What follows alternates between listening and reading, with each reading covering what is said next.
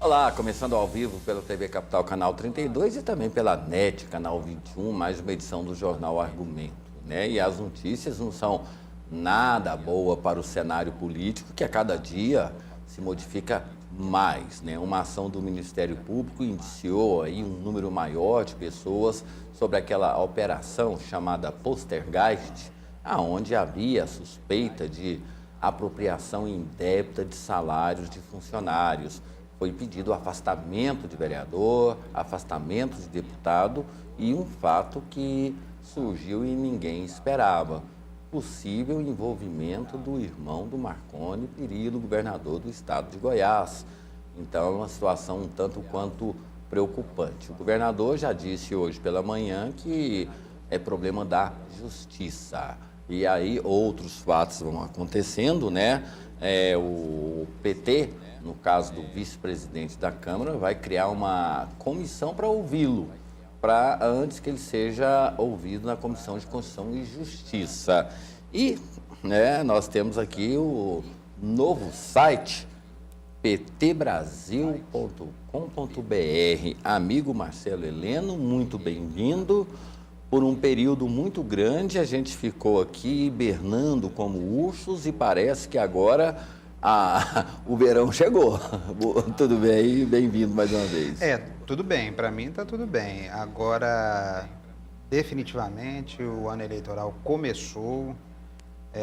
As intrigas que são normais e que não envolvem só situação e oposição, mas envolvem os aliados também, aliado atacando aliado, o que mais tem é fogo amigo, e agora vai ser isso, uma sucessão de fatos aparecendo, e toda vez que surgir um fato, vão ser os grupos tentando tirar algum tipo de proveito dessa situação.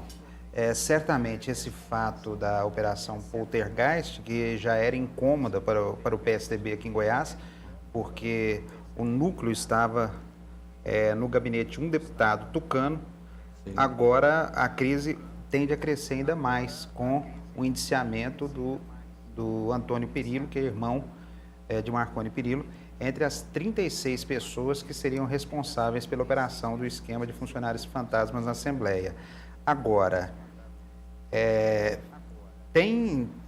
tudo bem, isso é normal que a oposição tire proveito disso, certamente os deputados vão fazer discursos acalorados, é normal, a cobrança tem que ser feita, e isso vale para o Marconi enquanto homem público, para as pessoas que o cercam, né? Isso vale para todo mundo. Agora, isso é muito triste porque a Assembleia, nos últimos anos, já teve umas 15 chances de corrigir o rumo das coisas, e não corrigiu.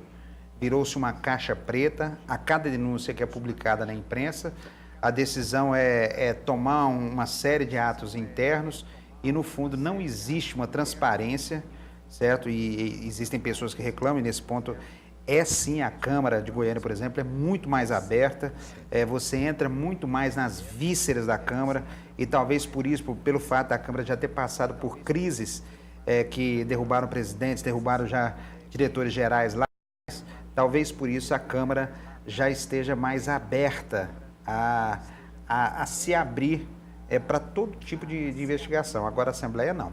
Se cria uma casca, se cria uma caixa preta e eu falava no início quando estourou, que era uma grande oportunidade para a Assembleia passar um pente fino, porque Sim. É inimaginável que nós tivemos casos. Na época não existia essa parafernália de tecnologia para rastrear essas coisas. Há coisa de 20 anos atrás já tinha denúncia exibida com imagens no Fantástico. Deputada Isaura Lemos, e então o vereador de Goiânia, Eulerivo. O processo foi para a Justiça, houve condenações naquela época. É uma coisa que se discute na Justiça até hoje, mas a prática de parlamentar se apropriando de salário de assessor é coisa que vem de pelo menos 20 anos atrás. E a Assembleia e a Câmara parece que não fizeram muita coisa para evitar que isso voltasse a acontecer. Agora, Marcelo, uma pergunta que a gente não pode deixar de fazer nesse processo todo, né? Quem é mais corporativo, a Câmara ou a Assembleia? Porque eu me lembro do caso da cassação do mandato da deputada Betinha TJ, a sessão que ia fazer ali a cassação do mandato dela em função de irregularidades, ela foi adiada pelo menos em 3 meses, até, não no caso dela, no caso do Marlúcio, em outros casos, a sessão que seria feita, porque houve uma determinação da Justiça para que houvesse a perda do mandato. Só que a Assembleia é que aprova, né? Há uma recomendação, mas a Assembleia é que aprova. E eles deram prazos para que o pessoal fosse a Brasília, conseguisse eliminar essas coisas e ficavam adiando essas sessões. Uma vez não tinha quórum, outra vez a pessoa não podia ir. Olha, André, eu não vejo muita diferença, não. Há um empate técnico que a mudança que pode haver no tipo de prática que se tem aí. No caso da Assembleia, costuma-se dar todo o prazo do mundo, Isso. né? Eu lembro bem que acho que foi o último caso de cassação de mandato na Assembleia, que foi o de José Nelton, e não foi porque a Assembleia investigou, não. É porque veio decisão do Tribunal Superior Eleitoral para cumprir aqui. Enquanto corria recurso lá em Brasília, o deputado José Nelton conseguiu aprovar a mudança no regimento interno, que em processo de cassação, ele teria, não sei se eram 7 ou 12 sessões para se defender, ia correr um prazo que era absurdo. Demorava assim, uns 15 dias para vir a decisão, a notificação do TSE aqui para a Assembleia, e gastaria mais uns 40 dias, no mínimo, para que a Assembleia tomasse digamos, a decisão, que não tinha decisão a tomar, era cumprir. Cumprir o que estava determinado pela Justiça Eleitoral. Agora, então a Assembleia vai muito por essas manobras regimentais. Na Câmara, a coisa talvez seja até mais escrachada, porque vamos levar ao Conselho de Ética. Vai no Conselho de Ética, o Conselho de Ética, o máximo que conseguiu aprovar nos últimos tempos foi suspensão de mandato por 15 dias no caso do Santana, e não foi, tem gente que acha que foi por envolvimento com Cachoeira, e não foi por envolvimento com Cachoeira, foi por falta de decoro, porque ele ofendeu a Câmara nas gravações lá. A Câmara entendeu, os vereadores, que ele não manteve a postura de respeito naquelas conversas que ele manteve com o Cachoeira. Não foi pelo envolvimento com o Cachoeira, mas pela forma como ele tratou a coisa. E é claro que naquela época foi um acordo feito. Santana cumpriu os 15 dias de suspensão, mas rindo, achando bom, porque foi pouco para ele.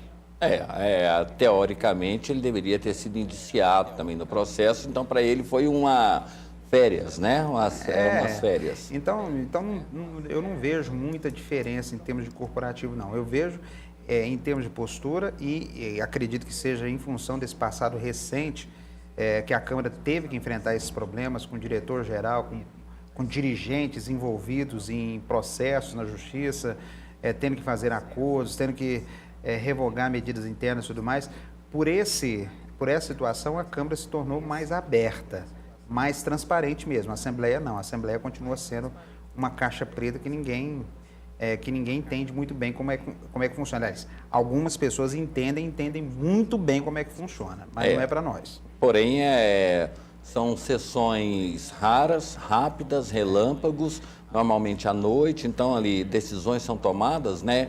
E a presença de deputados ali é algo que raramente se vê. Apenas para localizar o telespectador, agora à tarde, o Ministério Público peticionou a ação em relação à Operação Poltergeist, que se refere ao esquema de servidores fantasmas, pedindo indiciamento de 36 pessoas, a maior parte servidores públicos, entre eles o diretor afastado da Assembleia Legislativa, o diretor-geral Milton Campos, e Antônio Pires Perillo, que é o irmão de Marconi Perillo, conhecido como Toninho.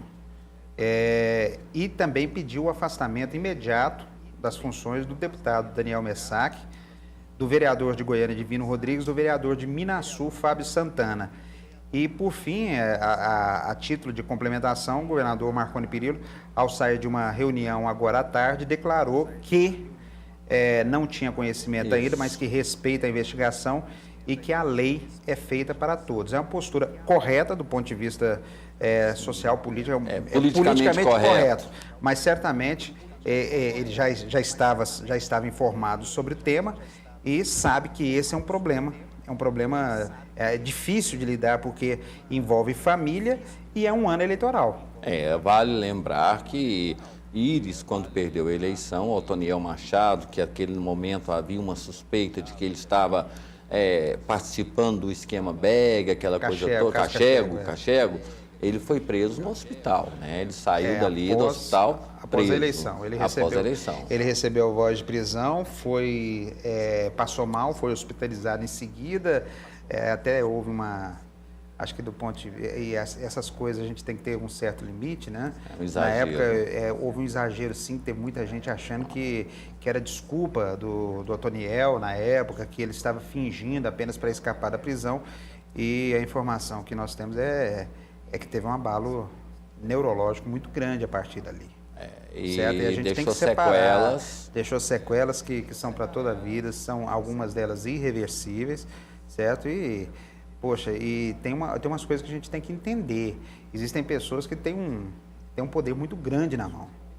Quando de repente isso tudo cai e chega ao ponto de você receber uma ordem de prisão, você, no caso do Otoniel, que meses antes estava acostumada a mandar e desmandar na máquina inteira do Estado, é um baque muito grande. A gente tem que entender que, do ponto de vista humano, quem não está preparado para cair, para descer desse jeito, é um baque muito grande. E a gente tem um caso aí, né, que é simbólico, foi o caso do ex-prefeito Darcy Corsi, né, que foi fotografado, algemado, saindo da Iquego, entrando na Polícia Federal. Não se provou nada contra ele, mas aquela foto, ela vai viver pela vida inteira, né? A 8ª geração de Darcy Corsi vai ter acesso àquela foto, mas não vai ter acesso à informação. O que ficou provado, ele estava envolvido, não estava, não se provou nada, mas a foto é para sempre, né? E casos iguais a esse são para sempre, né? E a gente... ontem nós vimos o Cairo falar aqui que nós da imprensa estamos julgando, né? Sim. Nós temos que tomar muito cuidado com esse julgamento que nós somos induzidos a fazer diariamente, justamente em função dessas coisas. Existem situações que são claras para a gente tem que entender o processo, mas ficar enfiando o dedo no nariz, principalmente quando não se há muita coisa, é difícil. Eu sou muito defensor da cautela hoje em algumas situações, só que tem algumas coisas que cheiram mal. Esse caso, por exemplo, da Operação Poltergeist, o deputado Daniel Messac está para se defender desde o dia que a operação estourou. Sim. Certo? Foi oferecido espaço para ele na imprensa, no plenário, em todo lugar. Me parece que é óbvio. Não tem explicação. E vai dizer o quê? Quando o acusado de participação num esquema desse, não é só o Daniel, não, vários, qualquer político, e o cara diz que precisa tomar conhecimento da denúncia para apresentar a sua defesa, olha, não tem nada... Isso não acontece com a gente, André. Não. Certo? Se alguém chegar com a acusação leviana aqui, você fez isso, a gente abate pro outro. Não fiz, velho. Por isso. Isso não existe. Aí quando você tem que selecionar qual parte da denúncia você vai se defender, aí é difícil. Aí, num passado recente, o problema de Demóstenes Torres, que levou à cassação. O caso de Demóstenes está ficando muito parecido com esse menino do Paraná, o André Vargas. O Demóstenes foi cassado não pelo envolvimento do Cachoeira, e sim pelo fato de ele ter mentido para os seus pais. Quebra de decoro. A quebra de decoro foi pelo fato de ter mentido aos colegas senadores. Primeiro, dizer que não tinha envolvimento nenhum, quando as gravações diziam o contrário. E o principal, ele firmou um compromisso, especialmente com a chamada bancada ética do Senado, que envolvia o senador Pedro Tax, o senador Pedro Simon, o senador Randolfo Rodrigues, senador Jarbas Vasconcelos, Sim. que ele iria subir à tribuna e provar que ele não tinha nada a ver com isso. E foi um fiasco. Foi um fiasco. O pronunciamento do Demóstenes, ele foi derrubado, ele foi desmontado pelas gravações que vazaram da Operação Monte Carlo. Aí quando eu falo que a situação desse deputado do Paraná se assemelha muito, é porque ele já está caindo no mesmo erro. Demóstenes, na época, falaram que quebraram o sigilo de um senador. Não quebraram o sigilo de senador. Não. O sigilo quebrado era do senhor Carlos Augusto Ramos. No caso do deputado lá do Paraná, o sigilo dele não foi quebrado.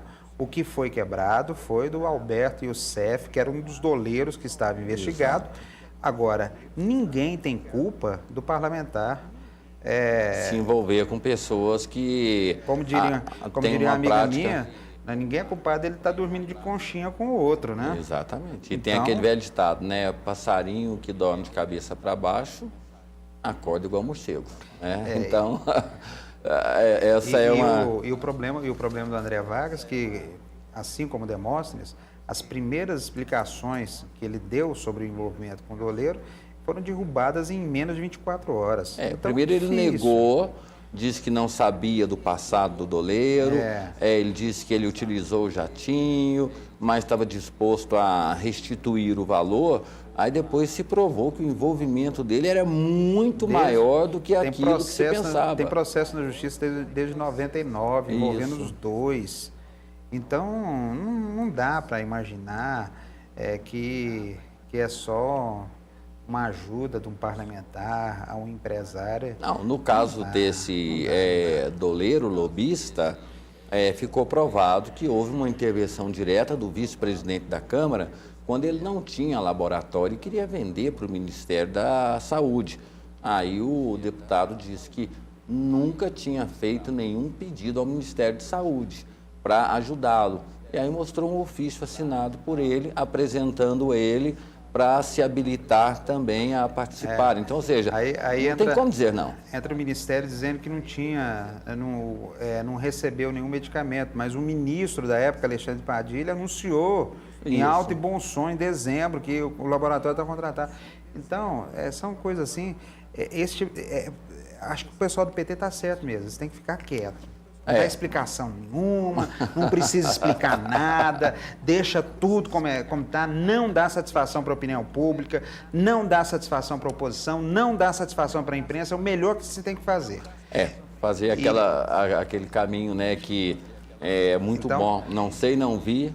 Então esse caso do Toninho Perillo vai ser usado politicamente, é o próximo passo, e isso é perfeitamente normal, assim como em Minas saiu o indiciamento do candidato PSDB ao governo de Minas, Pimenta da Veiga, que recebeu coincidentemente R$300 mil do Marcos Valério, na época do Mensalão Mineiro, e ele disse que foram honorários advocatícios, mas ele, como advogado contratado, não lembra qual o serviço que ele fez, e o Marcos Valério também não sabe qual foi o serviço contratado.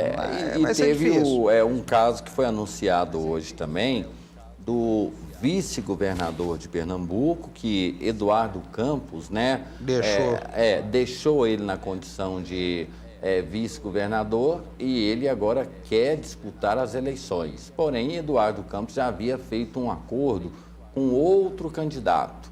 E o atual governador agora está dizendo que tem muitas informações úteis, não disse para quem, sobre a gestão Eduardo Campos. E aí, como é que fica a cara pálida, como você costuma dizer? Olha, o cara pálida, o que está sendo desenhado é aquilo, é o fracasso da classe, do país enquanto nação, a tragédia do ponto de vista moral, do ponto de vista ético, que é a nossa classe política, e está desenhando aquilo que é o normal em toda eleição, mas que é terrível para o país. Não vai ter debate. Nós vamos ficar nessa vala rasa das denúncias, de saber agora não é quem é melhor, quem é pior, quem é pior que quem. E paciência, é isso. Está já desenhado aí que nós vamos ter denúncia em cima de denúncia de tudo quanto é lado. E aí, Marcelo, tem uma coisa que sempre acontece, que a gente já falou sobre isso aqui. O gestor, ele não tem coragem de assumir, ele não tem coragem de ir ao debate, e aí começa a desviar o caminho, né? Criar situações. Eu estou falando isso pelo fato de que, dia após dia, nós sabemos o assunto que a gente vai falar agora, que é o transporte coletivo de Goiânia. É um transporte fracassado, não só em Goiânia, como no Brasil inteiro. E agora criou aquela lei do encoxo. Então, ou seja, o debate já não é mais qualidade do transporte, já não é mais o respeito ao usuário, não é a quantidade de pessoas que devem ser colocadas dentro do ônibus, respeitando o limite, já não é mais o horário, é a questão do encoxo. Tanto é que ontem uma pessoa ela foi linchada porque uma pessoa disse que ele havia encostado as suas partes genitais naquela senhora. E o pior de tudo, Marcelo, é que não se debate mais a qualidade do transporte, a questão do transporte. Não. Agora é o encoxo. Não, e tem mais um absurdo. Quem está sendo chamado para discutir o transporte é o Fórum Empresarial. Sim. Gente, quer dizer que o pessoal, os empresários da indústria que vão discutir o transporte, o comércio vai discutir o transporte, a Federação da Agricultura vai sentar para discutir o transporte. Cadê o usuário nessa discussão, meu Deus? Cadê? O usuário continua fora. Ele paga a conta no final de tudo, não é ouvido, não é respeitado, e o usuário está se lixando para essa discussão. Eu já falei aqui, vai conversar com o povo que usa transporte coletivo, eles estão assim, se é para aumentar, aumenta logo essa porcaria, mas melhora. Põe ônibus nas linhas, põe transporte de qualidade, a gente paga mais. Nós queremos uma coisa que funcione. Isso é que é a lógica. E aí acontece o quê? Algum assessor falando, não, vamos botar o fórum industrial, o fórum empresarial, que é a solução para a coisa. Isso é papo de assessor, é aquilo que a gente conversa aqui. O discurso político, a prática política está muito longe do cidadão comum. Exato. Então, para com isso. Para com isso. Aí fica essa discussão rasa. Eu ouço isso e tudo mais, aí me liga o ouvinte lá na rádio. Ô, governador, acorda! Os policiais estão acampados na Praça Cívica. Tem que resolver o problema dos policiais. Mas eu te pergunto, cara pálida, você vai ficar gritando, pedindo pelos policiais, e a sua porta coberta de lixo, e você não vai reclamar porque o prefeito é do seu partido? Como é que faz, André? A gente está vivendo, Marcelo, um momento na política que eu esperava que a gente nunca vivesse. Eu pensava que com esse processo do amadurecimento da democracia, eu já te falei isso ontem, já te falei várias vezes, eu me lembro de 82, onde as pessoas, elas tinham uma ideologia. Hoje não, né? Tanto é que essa questão agora da nova regulamentação da lei eleitoral, ela acaba, por exemplo, o candidato, ele não pode ter um site pedindo votos, mas ele pode contratar quantas pessoas ele quiser para ficar na internet o dia inteiro vendendo verdades e mentiras e fazendo, assim, acusações contra o adversário. Sim. Não responde às outras acusações que vêm. Então, assim, parece que os próprios políticos, eles têm um antídoto contra essas situações. Só para provar isso que você... Vou falar de dois polos aqui para não falar que eu tô partidarizando também a discussão. Hoje, os seguidores de Aécio Neves botaram no ar um site chamado ptbras.com.br. Basicamente é o quê? Eles fazem uma montagem da logomarca da Petrobras, botam o nome do PT lá no meio, foto da Dilma para tudo quanto é lado, e o objetivo do site é denunciar o que eles chamam de desmandos na Petrobras. Eu acho que do ponto de vista da militância política, é correto. Isso vai ser mesmo para o cidadão ter conhecimento. Tem dados lá que são inquestionáveis, certo? Tem coisa que é basicamente trem compilado do que saiu na imprensa, e vai servir basicamente para quê?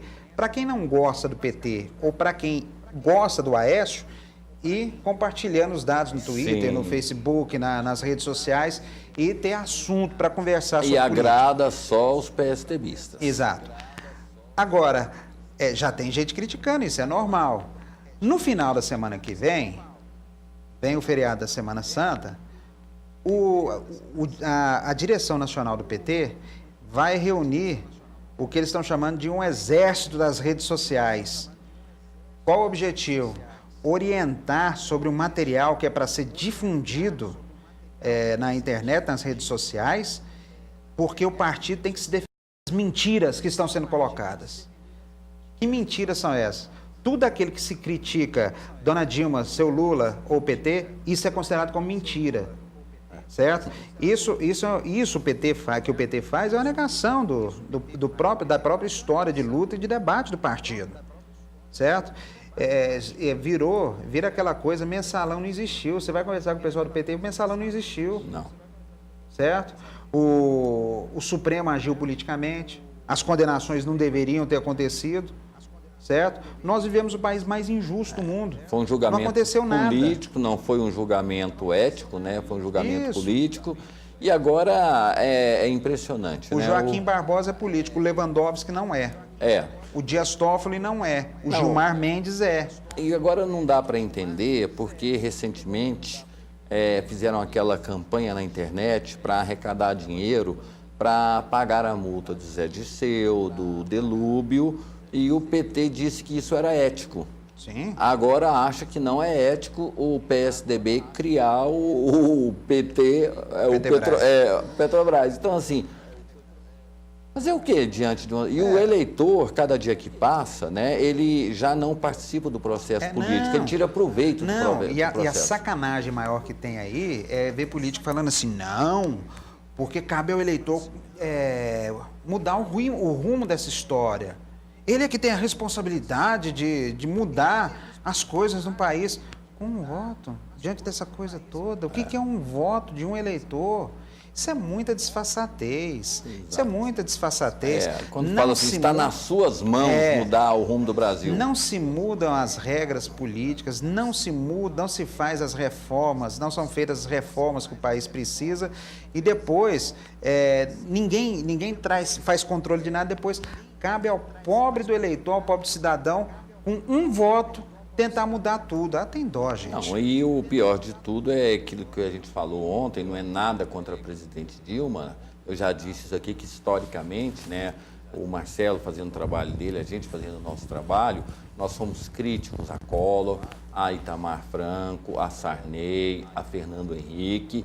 Nós temos que abordar aquelas pessoas que estão no poder, porque elas são os detentores de ajudar ou prejudicar. E aí a gente até falava, né, porque estão mascarando uma situação no Brasil que não é nada favorável, não é nada confortável. E quando a gente traz esse debate à tona, vocês são antipetistas. Né? Eles me chamavam na época de Fernando Henrique, você é petista. Agora já dizem que nós não somos, que nós somos antipetistas. Quando, na realidade, eu acho que a função do jornalista é passar aquela informação que é escondida embaixo do tapete e o eleitor só vai saber quando chegar a conta. Aí, depois disso, já elegeu, vai ter que esperar 4 anos, porque a articulação, como é dito pelos os partidos, a gente vai falar sobre daqui a pouco esse assunto, da questão do PMDB, se Marconi Perillo tem os seus problemas e se agrava com o indiciamento do irmão dele nesse processo, que particularmente eu acho que a ação do irmão, ela não pode refletir no outro, porque a gente tem o caso aqui de Demóstenes Torres, que era senador, e o presidente o procurador-geral, doutor Benedito, é irmão de Demóstenes, não quer dizer que as ações de Demóstenes podem ser comparadas às ações de Benedito. São duas pessoas distintas que trabalham em áreas distintas, né? Mas aí é aquela velha história, a paixão política mistura tudo, né? Não, em relação ao Antônio Perillo, eu conheço, tive alguns contatos com ele. O mais grave aí é o comportamento do servidor, dos auxiliares, porque em todos os governos é assim. Chega lá, chega qualquer um de nós lá, eu vim aqui em nome de fulano para fazer isso. Aí quem está do outro lado não se preocupa se o pedido é correto ou não, é devido ou não. Ele vai pensar em quem está pedindo ou supostamente está pedindo aquilo lá, certo? Então, gente, tem que baixar a bola também. Tem muita coisa que é feita em nome das pessoas e que é em nome próprio, não é? Se usa muito o nome das pessoas hoje, e pobre de um país que tem pessoas que se abaixam e fazem aquilo que supostamente está se fazendo em nome de alguém. Tá? E não estou tirando a culpa, não. O Antônio Perillo, se ele está lá, eu tenho o mesmo critério que eu tenho os outros.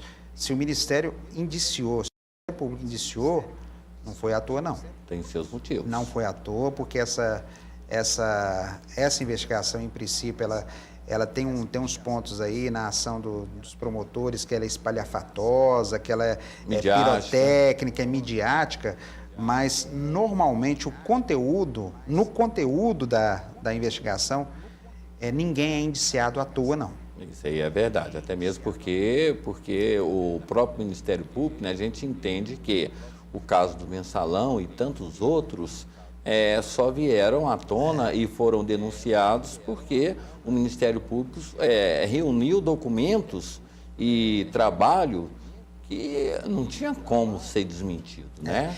E em relação ao governador Marconi Perillo, ele está correto em tentar se afastar, dizer que isso é um problema do irmão dele, que ele tem que resolver com a justiça, porque ele sabe que o problema político está criado. Sim.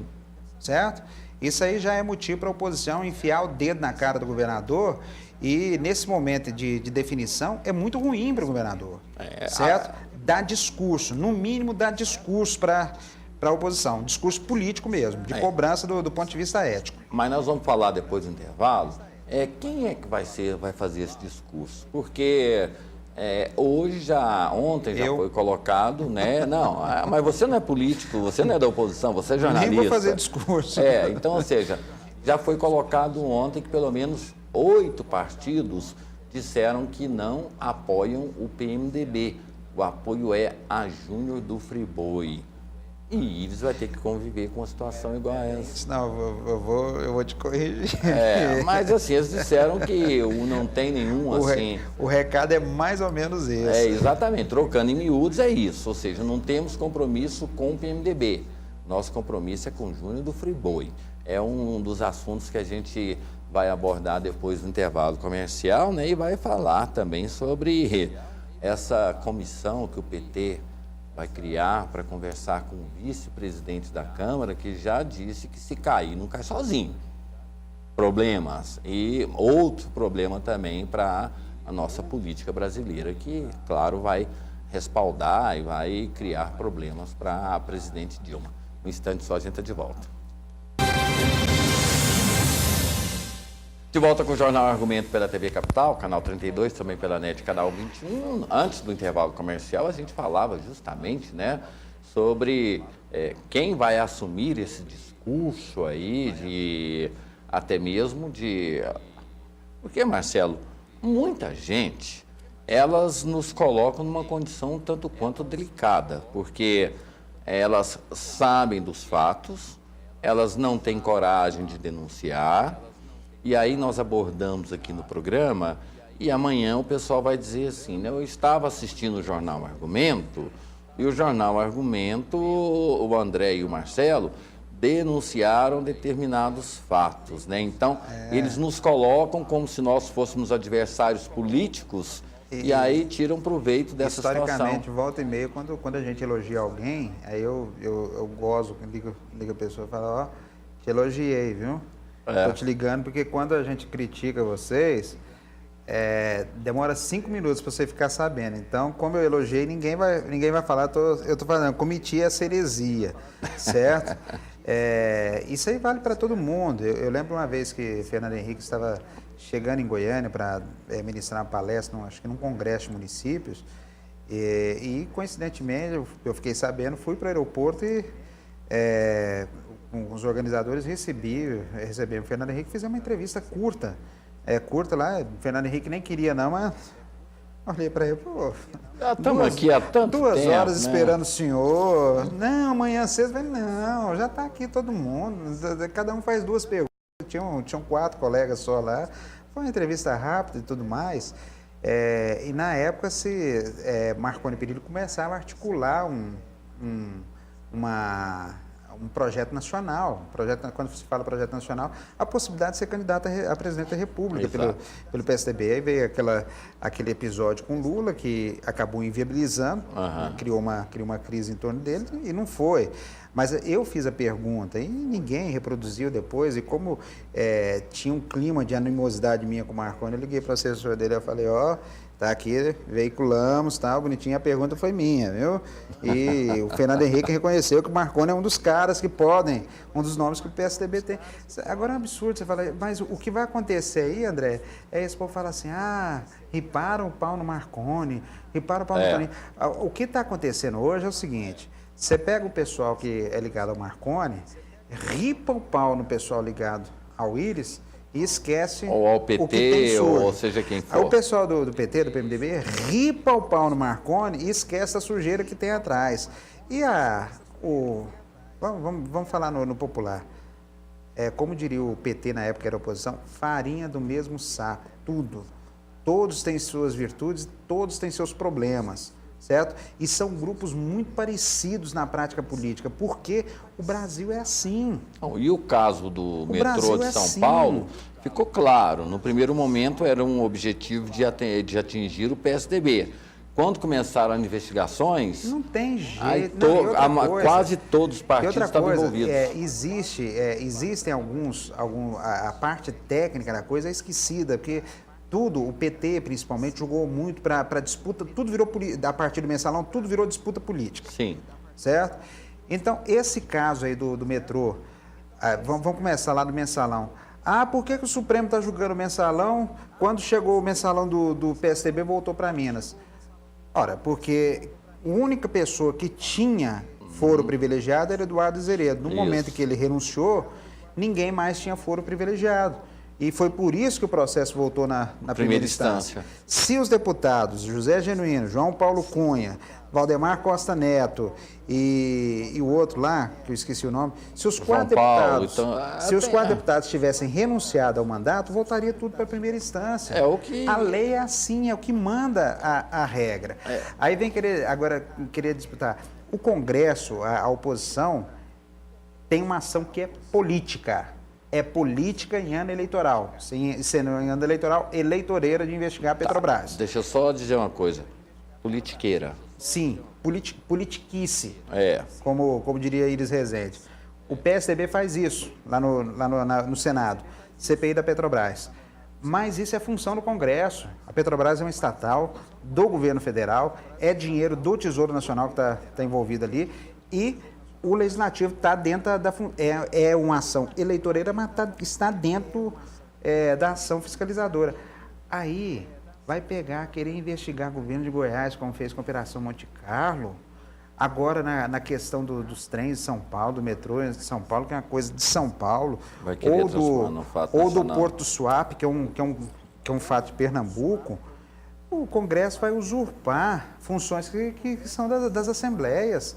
Assim como a Assembleia aqui na época do caso Cachoeira, foi querer investigar os contratos da Delta com as prefeituras e foi negado pela Justiça, porque isso é função das câmaras municipais. Mas, Marcelo... É claro que politicamente ninguém faz uma investigação séria, mas isso tem que ser respeitado, senão não tem critério. Mas eu fico pensando, você mesmo falou agora há pouco, nós vamos ter que escolher entre o menos ruim. Sim. Cadê as propostas? Porque nós estamos com a crise de inflação, temos problemas crônicos de energia, temos problemas crônicos de transporte, ou seja, o país ele sobrevive artificialmente, né? De um dinheiro que está sendo colocado na economia pelo governo para dar crédito às pessoas, mas não se discute absolutamente. Eu não vi até agora nenhum candidato falar uma solução para a questão energética. Eu não vejo ninguém falar sobre um assunto de solução para a questão da mobilidade. Eu não vejo ninguém falar sobre a questão do petróleo. Só ficam dossiês. Isso tudo é muito pequeno diante do desafio maior que nós temos que enfrentar. O Brasil vive uma crise, do ponto de vista de comportamento, uma crise ética, uma crise moral profunda, certo? A corrupção é um fator que está institucionalizado na gestão pública. Você tem que pagar alguém ou conhecer alguém para resolver as coisas em todas as esferas do poder público. Normalmente é assim, ou na maior parte delas. Do ponto de vista de gestão, existe uma crise grave, gravíssima, certo? Quando eu vejo as pessoas acharem normal, eu vou pegar as 3 esferas, o governo federal, pegar o trecho Goiânia da Ferrovia Norte-Sul, que foi anunciado como pronto há 4 anos e até hoje não começou a ser operado. O presidente Lula teve aqui uma vez e a presidente Dilma teve 2 para inaugurar. Para inaugurar e não fizeram isso. Se quiser pegar aquele discurso do Lula na Praça Cívica, em 15 dias o problema da Celco está resolvido, cadê? Se passaram 4 anos também. Então, isso é crise de gestão. Quando a gente vê, vamos pegar o seu exemplo aí, cadê a escola do século XXI, da Secretaria Estadual de Educação? Cadê o CREDEC? Quando o CREDEC não está pronto, cadê a segurança eficiente? Cadê a solução definitiva do problema das carteiras de habilitação? Cadê um VaptVupt que volte a honrar o nome VaptVupt que tem? Cadê a mobilidade que foi tão vendida na campanha pelo prefeito Paulo Garcia? Não, aí vamos passar... Quem empacou? Não, na área municipal, na esfera municipal... Não dá nem para discutir. Não, nós temos problema demais da conta. Você pega só transporte e coleta de lixo hoje, você vê, não dá. A coleta de lixo, a coisa de 1 mês atrás, Goiânia estava em imundície. Aí vem, não, está solucionado e tal... mesmo jeito. E, não, a solução já ficou para maio, chega em maio, muito provavelmente vai para junho e por aí vai. É uma crise de gestão. E isso está acima de qualquer questiúncula partidária. Acredito que aí, pelo fato das coisas estarem muito equilibradas no ponto de vista ético, o que vai valer mais é a confiança, a empatia que o candidato tiver com o eleitor na hora de vender a imagem como o cara que vai fazer as coisas, a pessoa que vai resolver, que vai dar conta da gestão. Nós temos uma crise grave de gestão em todos os sentidos. Os políticos parecem que se acostumaram a fazer propaganda, fazer mídia das coisas, das obras, dos projetos, tudo, e as coisas não estão funcionando. Isso é óbvio. Marcelo, tem um momento, existem alguns momentos que a gente faz jornalismo, marca a nossa vida. Nunca vai sair da minha memória, da minha lembrança, quando houve aquele acidente da TAM, e aí procurava-se culpados, né? Não houve adequação da pista, o erro era do piloto, não tem as ranhuras, não tinha nada. Aí depois chegou-se à conclusão de que houve um erro do piloto. E eu não me lembro mais o nome de quem era aquele ministro lá, do presidente Lula, quando eximiram o governo federal da responsabilidade da morte de quase 200 pessoas, que não era culpa do governo, mas do piloto, ele comemorou como se fosse um gol. Então, ou seja... Pega agora o Pelé nessa semana, ele lançando uma linha de diamantes, que tem os cabelos do Pelé como coisa, né? Aí foi questionado sobre a morte do operário lá no Itaquerão. Ele sai com essa, não, isso é uma coisa normal, uma coisa que acontece. Como cara pálida? Aí cidadão comum é normal. E depois o Pelé ainda estou preocupado é que os aeroportos não estão prontos. Quer dizer que a porcaria no aeroporto, que a gente sabe que não vai ficar pronta mesmo, vale mais do que a vida de um cidadão? De um trabalhador, né? Tem dó. Mas vamos falar sobre outro assunto. Marcelo, depois que Iris Rezende anunciou a sua candidatura, aí começaram a surgir as rebeliões, né? Alguns partidos aí já disseram que não tinha um acordo de apoiar o PMDB. O acordo era específico para apoiar Júnior do Friboi. Pelo menos 8 partidos já disseram isso. Como é que vai fazer agora, amigo, uma situação igual a essa, hein? Literalmente o recado que esses partidos estão mandando é: agora são outros 500. Ou mais, né? Ou mais 500 hoje não resolve nada. Porque e isso, de certa forma, é coerente. E está dentro daquela coisa, daquele aspecto que nós falamos aqui. Iris Rezende não está errado em se colocar como pré-candidato a governador, não. Ele tem toda a legitimidade no mundo, um histórico fantástico, uma carreira, uma trajetória política que o credencia a ser candidato a qualquer coisa, em qualquer tempo aqui em Goiás, certo? Ele é a maior liderança política. Não, eu sempre falei que ele era muito grande para ser prefeito. Exato. Aí, só que tem uma coisa, esse processo forçado a assumir agora, ele deveria ter feito no final do ano passado, setembro, outubro, estourando novembro. Ele já estaria, desde então, aparando as arestas e tentando controlar o partido. O que acontece é que ele deixou esticar muito as cordas. O Júnior Friboi, ele foi consolidado dentro da estrutura do PMDB como pré-candidato. Gomide saiu da prefeitura acreditando que seria aclamado. O PT não aceita, a verdade é essa, o PT não aceita aliança que envolva Júnior Friboi e por isso criou a condição para que o Antônio Gomide se tornasse pré-candidato. Hoje, o Antônio Gomide não pode recuar nesse momento, principalmente nesse momento, que ele ficaria totalmente desmoralizado. E isolado.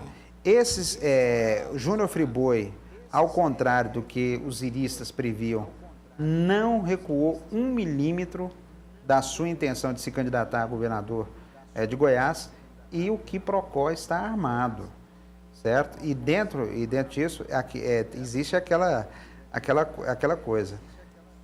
Se Júnior for rifado nesse processo, ele vai abaixar a cabeça e vai ajudar o Íris na campanha?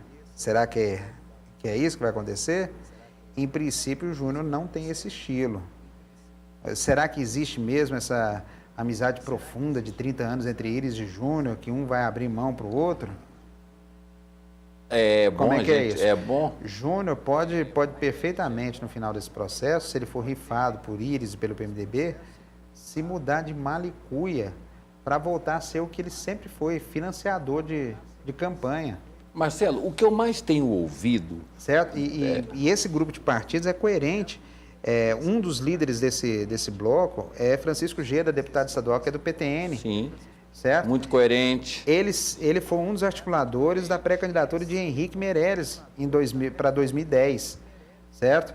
E daquele grupo que defendia que o projeto da terceira via existia em 2010 em função do Henrique Meirelles. Agora, a chamada terceira via alternativa em nome de Vanderlan foi outra história que não tinha nada a ver com o início. Agora, um fato que está chamando a atenção é a grande maioria dos candidatos a deputados federal, todos eles, Marcelo, não querem fazer dobradinha com ninguém, não. Está todo mundo apostando em candidatura solo.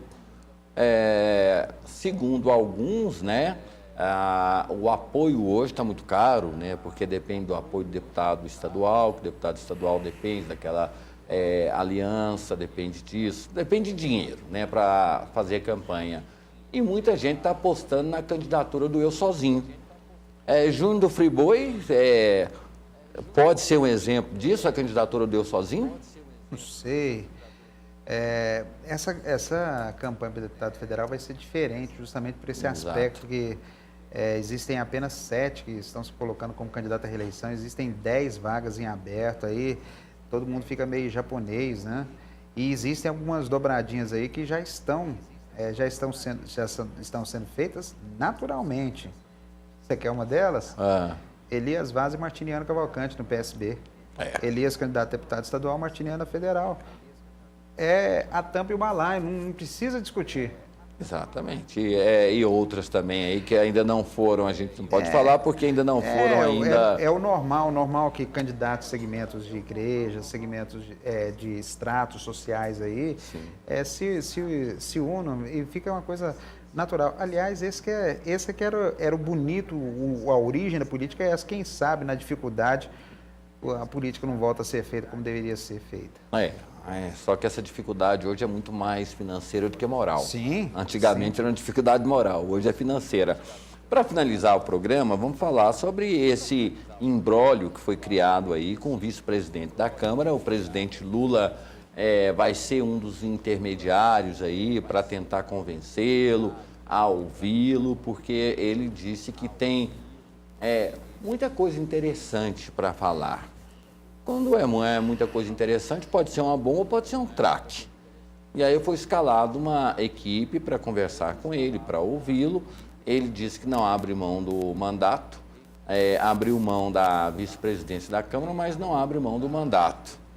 O que pode vir por aí, Marcelo? Nada. Mais uma vez o PT está ganhando tempo. O que vai tentar é uma saída negociada para a coisa. E a saída negociada que o PT quer é que o deputado, assim como renunciou à vice-presidência da Câmara, renuncie ao mandato também e seja página virada na história. O problema do ponto de vista pessoal do André Vargas é que no momento que ele renunciar ao mandato, está aberta uma avenida para o Ministério Público começar a investigar. É coisa que ele não fez porque ele tem o tal do foro privilegiado.